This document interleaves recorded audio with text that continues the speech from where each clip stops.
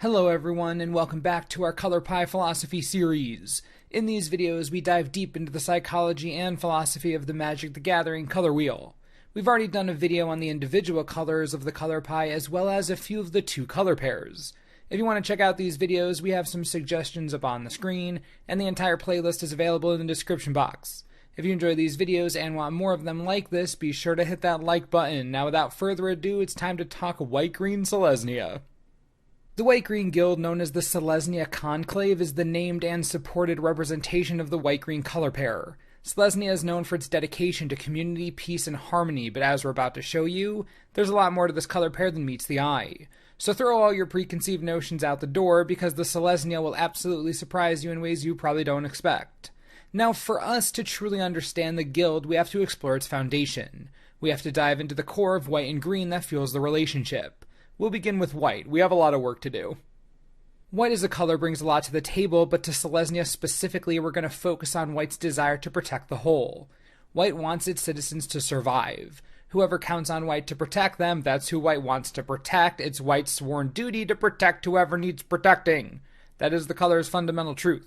Which means that white is going to do whatever it takes to keep everyone alive. Sometimes that means building a giant wall or enacting oppressive laws. It doesn't matter. White's number one priority is the protection and survival of its people.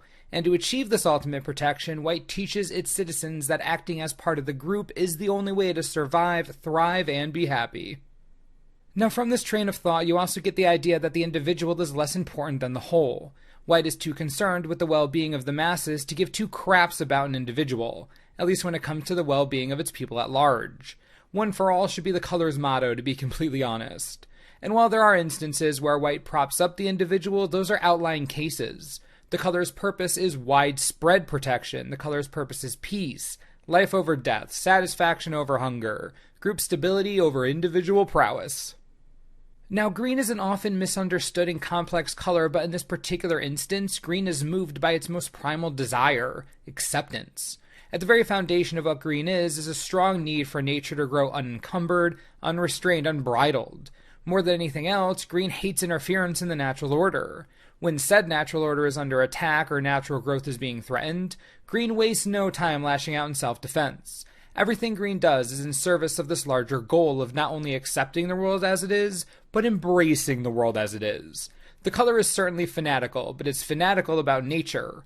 And this deep primal need for acceptance fosters green's desire to protect itself and protect whatever is natural in the world. From forests to humans simply living their lives to animals, whatever helps promote growth in every sense of the word, green is there. And that's our way in. That's the true foundation of what Selesnya is. If the Selesnya Conclave can be summed up in one word, that one word is community. White seeks to foster growth and prosperity for its people by protecting them from outside threats and basically telling them what to do.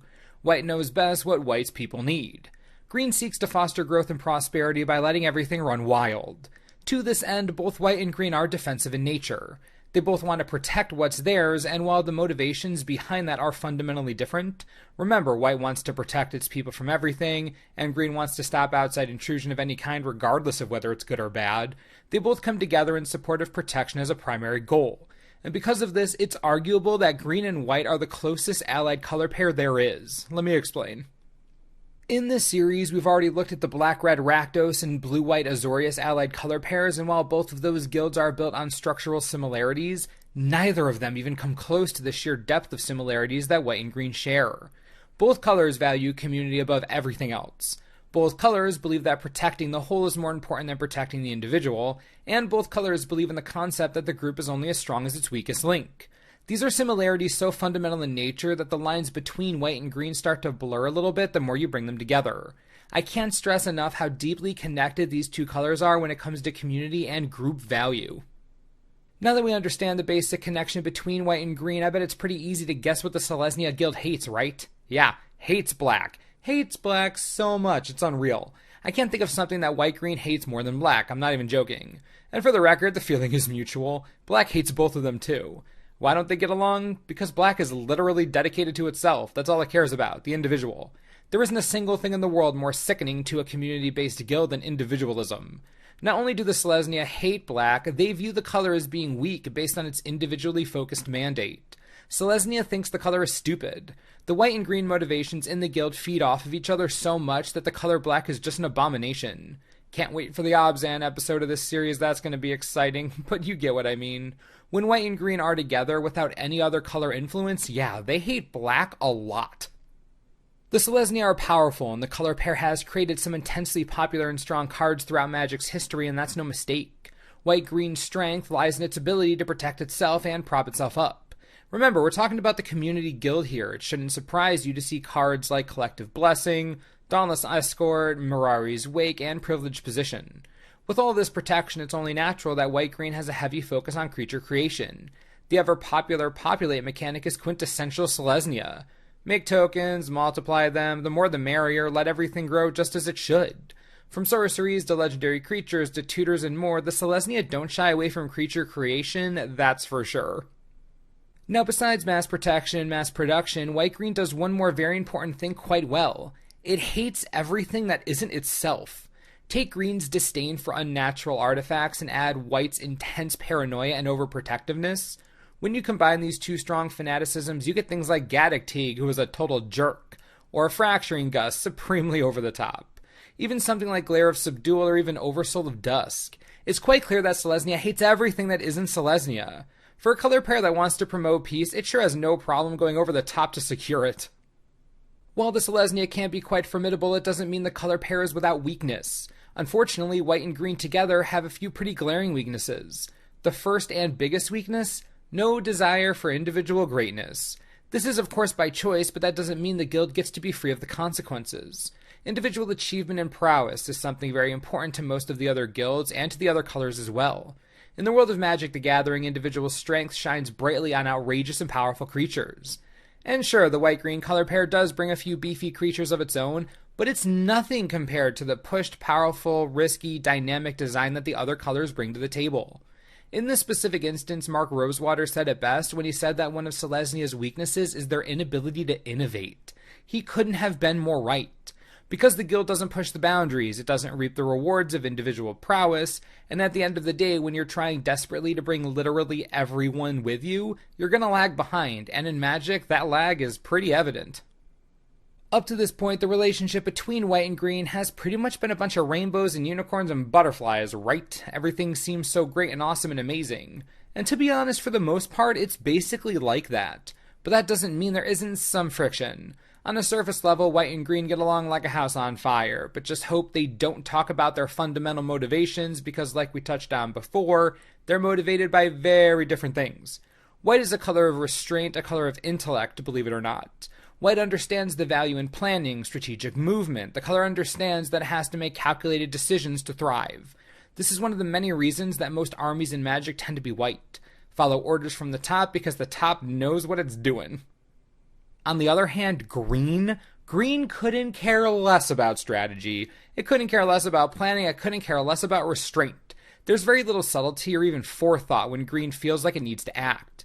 If natural growth is threatened, green doesn't hesitate for a second. Fight first, fight later, never ask questions. Questions aren't natural. It sounds almost red to be honest, but that's for another video. Green isn't as hot-headed as red, but it's just as quick to act defensively, almost out of instinct. And right there, that's the thread we have to pull on to see where the guild separates, the chink in the armor, so to speak. White and green can't get on the same page in regards to reactionary measures. They just can't. White will always want to create a battle plan that ensures the greatest chance of success with the least casualties.